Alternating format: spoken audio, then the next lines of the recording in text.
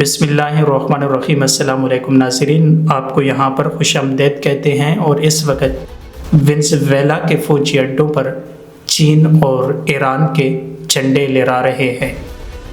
دوسری طرف اس سب کچھ نے امریکی صدر ٹرمپ کے ٹینشن والے میٹر کو گھما دیا ہے، اور اس وقت ٹرمپ کے حکم سے امریکی بحری جہاز ہزاروں فوجیوں کے ساتھ مکمل تیاری کے ساتھ وینزویلا کی سرحد پر کھڑے ہیں۔ چنانچہ اب یہ بات صاف ہو چکی ہے کہ وینزویلا، جس کی سرحدیں امریکہ کی سرحدوں کے ساتھ لگتی ہیں، وہاں چین اور ایران کا بہت ہی زیادہ اثر و رسوخ ہے۔ دوسری طرف یہ بات امریکہ کو قابل قبول نہیں۔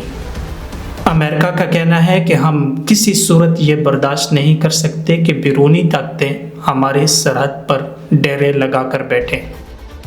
اب اگرچہ امریکہ وینزویلا کی سرحدوں پر اپنا فوجی ساز و سامان پہنچا چکا ہے، تو دوسری طرف وینزویلا کے صدر نے بھی اپنی فوج کو متحرک کر دیا ہے، اور وینزویلا کے صدر کا جو موڈ لگ رہا ہے کہ اب وہ پیچھے ہٹنے کے لیے تیار نہیں ہے۔ مگر یہ تو تھی امریکہ اور وینزویلا کی کہانی، جہاں پر بڑی طاقتیں جمع ہو رہی ہیں، اور لگتا ہے کہ اگلا میدان ان بڑی طاقتوں کا وینزویلا ہوگا۔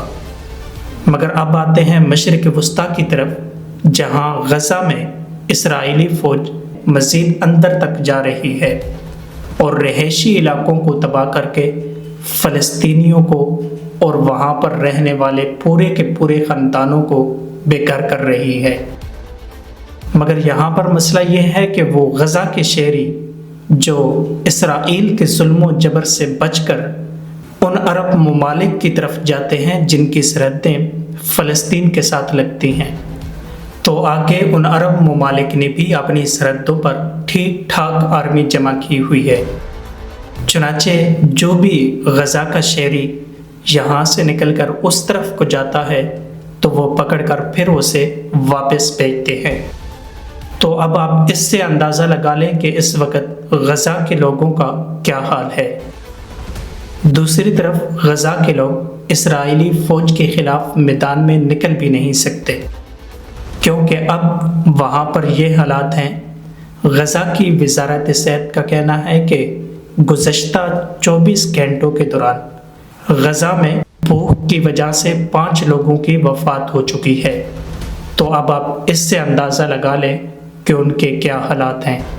دوسری طرف اسرائیلی وزیر اعظم نیتن یاہو نے یہ اعلان کر دیا ہے کہ اسرائیل غزہ پر مکمل قبضہ کرے گا، چاہے حماس کے جوان اسرائیل کے ساتھ جنگ بندی کرے یا نہ کرے۔ نیتن یاہو کا مزید یہ کہنا ہے کہ اگر حماس ہمارے یرغمالیوں کو آزاد بھی کر دے تو تب بھی اب ہم غزہ سے قبضے سے پیچھے نہیں ہٹیں گے۔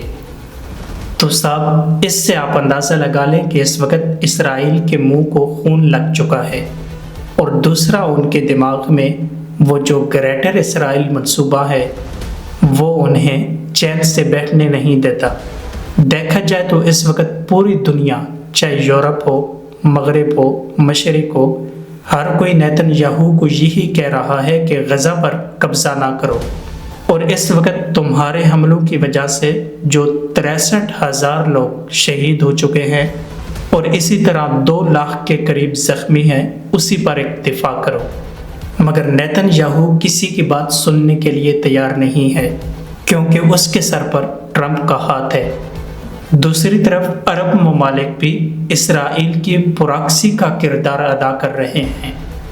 اب آپ اس سے اندازہ لگائیں کہ وہ کچھ تنظیمیں یا وہ گروہ جو فلسطینیوں کی مدد کرتے ہیں اور اسرائیل کے خلاف ہے، اب ان گروہوں میں سے جن کا تعلق لبنان کے ساتھ ہے، تو لبنان یہ چاہتا ہے کہ وہ تمام گروہ اسرائیل کے خلاف جو مزاحمت کر رہے ہیں اس کو چھوڑ دیں اور اپنے ہتھیار حکومت کے حوالے کر دیں۔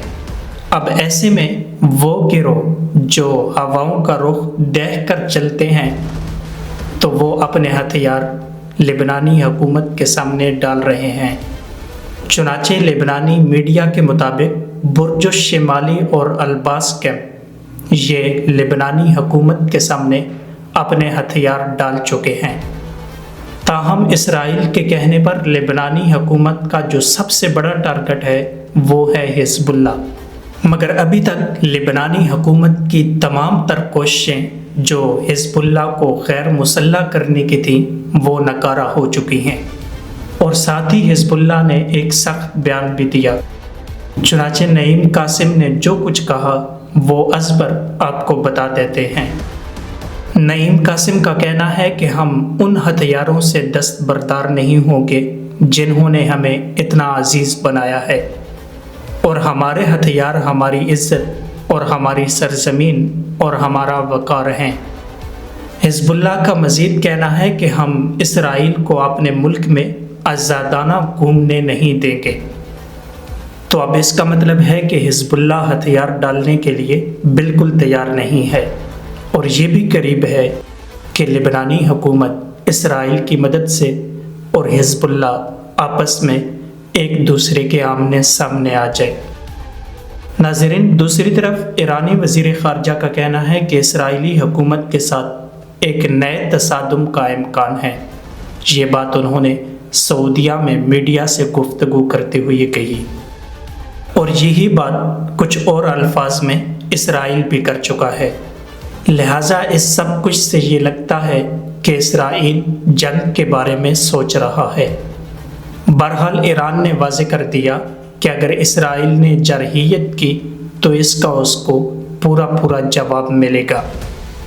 دوسری طرف ترکیہ حکومت نے بم شیلٹر منصوبے کی منظوری دی تھی، جس کے تحت بہت ہی زیادہ تعداد میں اور بہت ہی زیادہ شہروں میں پناہ گاہیں بنائی جا رہی ہیں۔